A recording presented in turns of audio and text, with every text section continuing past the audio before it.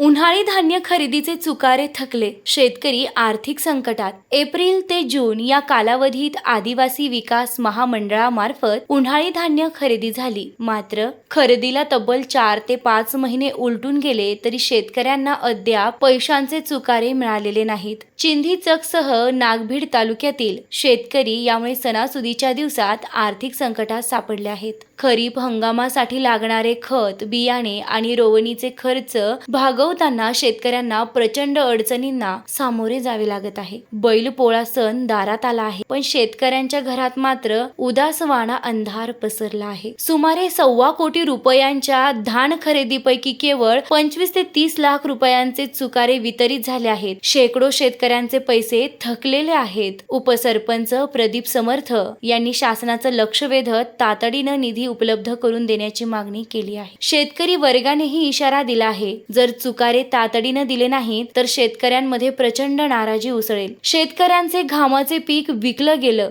पण त्यांच्या मोबदल्याचे पैसे मात्र अद्याप नाहीत. सणासुदीच्या काळात शेतकरी हवालदिल झाल्याचं चित्र आहे.